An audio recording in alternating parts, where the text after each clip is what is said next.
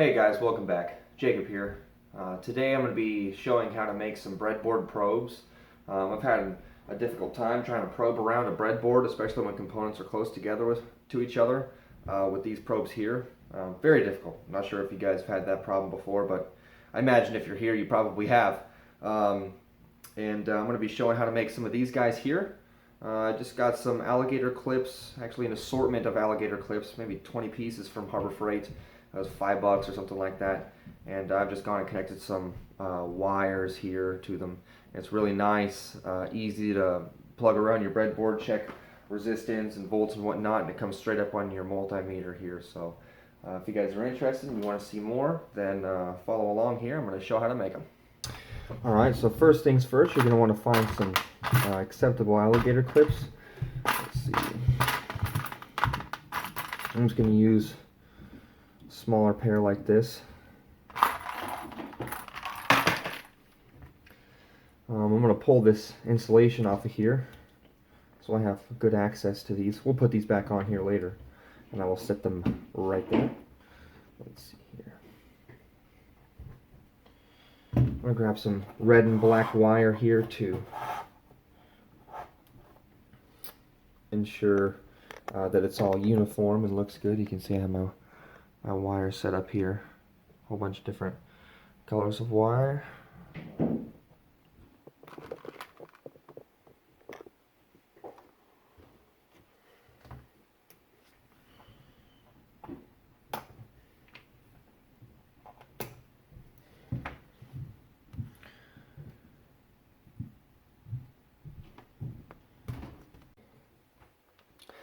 I like to strip a fair amount off of one end of the wire here so that because the gauge of this wire is somewhat small, I like to fold it over a little bit so that when I put this in here I can crimp it down and it has a little bit more to grab onto instead of being a small, it's really small and harder to grab onto.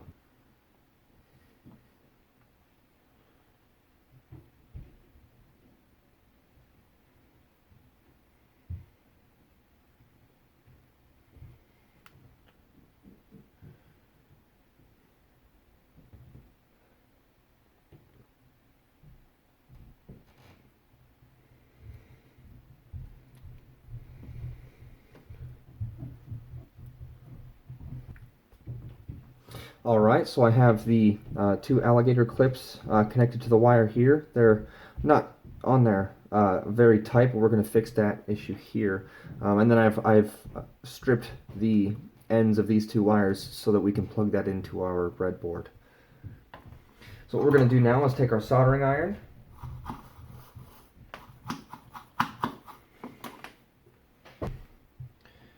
All we're going to do press this into here, maybe 15 seconds or so, get this nice and heated up, and then we're just going to press a pretty large amount of solder into here just to make sure that the connection's nice. I don't want to lose connection at any time while I'm probing things. I want to make sure this connection's solid. I don't want it to break or have any resistance to it. I want my resistance readings to be as exact as possible, so that's why I like to solder this here. You can see it's heated up thoroughly because I can press it into the back here.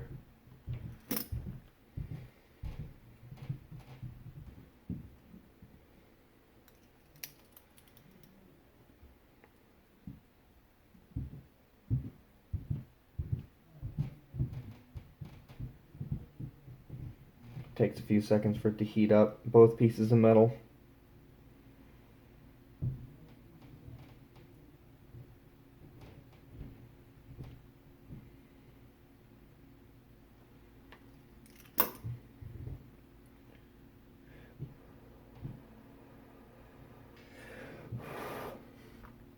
And that should be good. That seems like a pretty solid connection to me. So what we're going to do now is I'm going to slide this insulation over the top of this here. Pinch this down. You can pinch this down onto an inanimate object. I just pinched it onto my finger because it's easier and it's right there. And it's one. And that's 2. That brings us to our completed breadboard probes. So let's go ahead and test these out and see if they work properly. So here I have a circuit that I have been working with.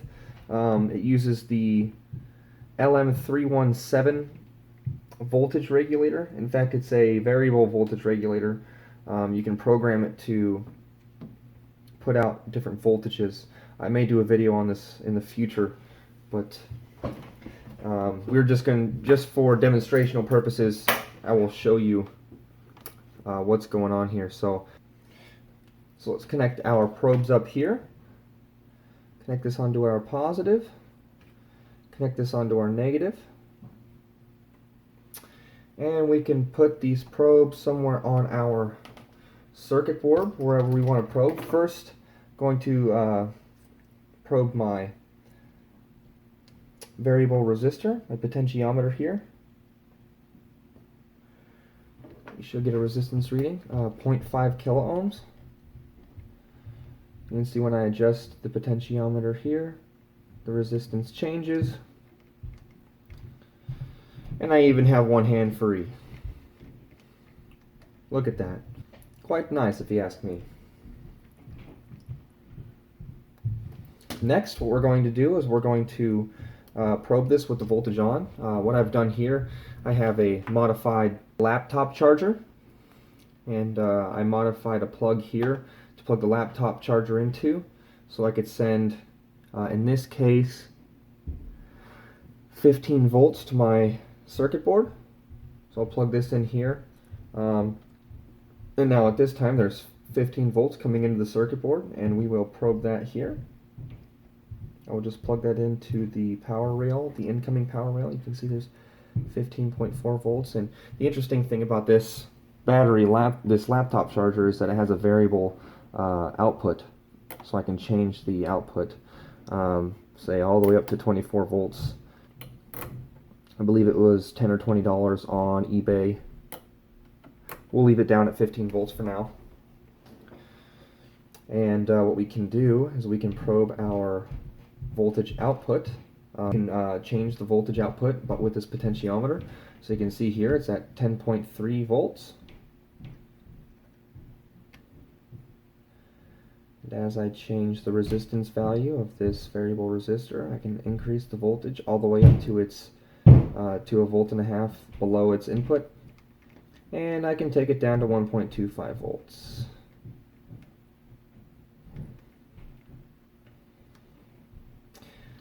Now to take this a step further, I have created a few of these probes here. And we can say, for example, maybe I would like to probe several different locations on this board. So maybe I want to know what the input and the output is. So I can see my input here is 15.37 volts.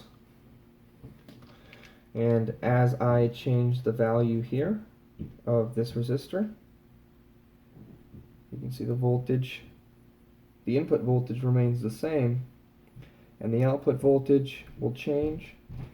And interestingly enough, when I change the input voltage on the power supply, the output voltage remains the same.